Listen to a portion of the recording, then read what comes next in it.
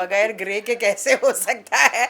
मतलब अनफॉर्चुनेटली इतनी पॉजिटिव हूँ मैं लाइफ में, बट जितने भी किरदार मैं प्ले करती हूँ उसमें शेड्स डेफिनेटली है, but this is not an hardcore negative character. उसके साथ बहुत अच्छा रिलेशनशिप है भाई, पर तो वो लट्टू है। लेकिन जब बात सरोगेसी की आती है और जब एक नए बच्चे की एंट्री होगी घर के अंदर, तब क्या बवाल मचेगा उस घर के अंदर। पे बाय नीता अंबानीज लुक, जो शादी में नीता अंबानी जी लगी, तो मैंने थोड़ा सा ये कहा कि लेट्स गो ऑन, एंड मैंने तृप्ति से भी बात की जो हमारी डिजाइनर है। Hi, this is Sudha Chandran and you are watching me on Mayapuri magazine.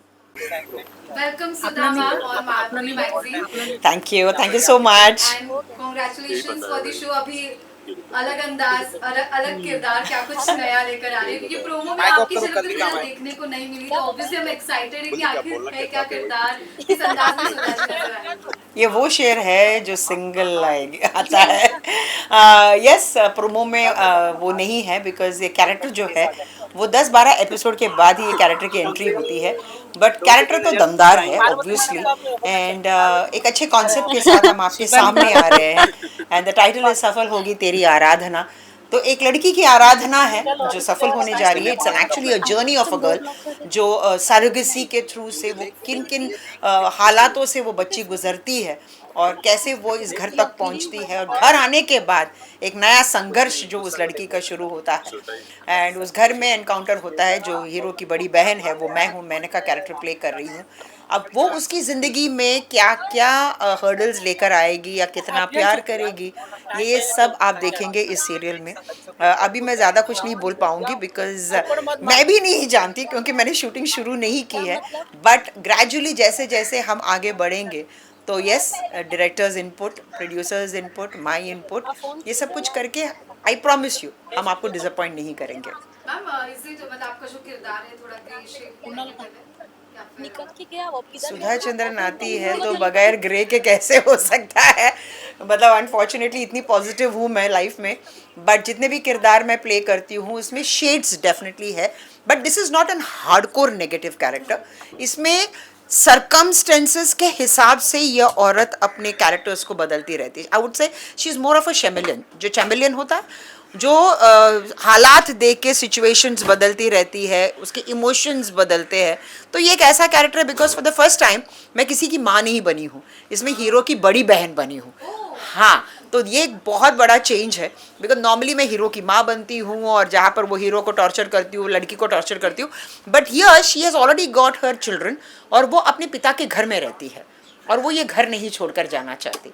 और उसकी भाभी जो है, दैट इज़ हीरोज़ वाइफ, वो डिलीवर, उसका बच्चा नहीं होता है, तो उसका उसके साथ बहुत अच्छा रिलेशनशिप है भाई, पर तो वो लट्टू है। लेकिन जब बात सरोगेसी की आती है और जब एक नए बच्चे की एंट्री होगी घर के अंदर, तब क्या बवाल मचेगा उस घर के अंदर, ये मैं अभी नहीं बोलूँगी।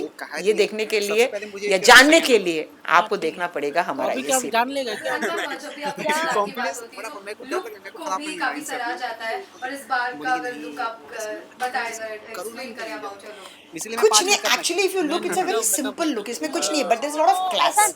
मतलब अब वो टाइम गया जहाँ पर हम बहुत लाउड होते थे। मतलब एक वो टाइम था जब मैं बिंदिया यहाँ से यहाँ तक लगाती थी, पता नहीं क्या क्या करती थी, बट अब चूंकि वक्त बदल गया है, लोग देखने वाले बदल गए, नज़रिया बदल गया है, आजकल लोग प्रेफर करते हैं कि बहुत ही नॉर्मल हो।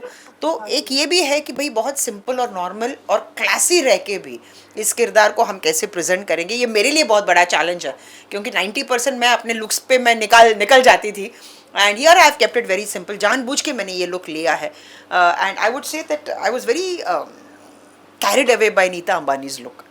जो शादी में नीता अंबानी जी लगी, तो मैंने थोड़ा सा ये कहा कि लेट्स गो ऑन, एंड मैंने तृप्ति से भी बात की जो हमारी डिज़ाइनर है। मैंने कहा तृप्ति यार, let's attempt Nita Ambani look. तो थोड़ा सा अगर आप देखेंगे, हालांकि वो बहुत कॉस्टली है, ये हमारा ऐसा ही है, बट फिर भी I would like to base this character on Nita Ambani's look.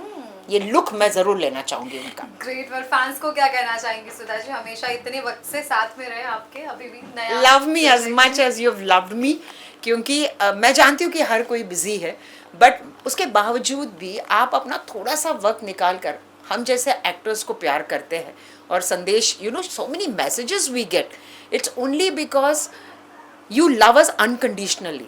इसमें कोई कंडीशन नहीं है, ना हम आपको कुछ दे रहे हैं ना हम आपसे कुछ ले रहे हैं तो सिर्फ प्यार जो हम आपको दे रहे हैं और आप हमें दे रहे हैं। So let this relationship of love always be there. इसी तरह मुझे प्यार करते रहिएगा जितना मैं आप लोगों से प्यार करती हूँ। Thank you.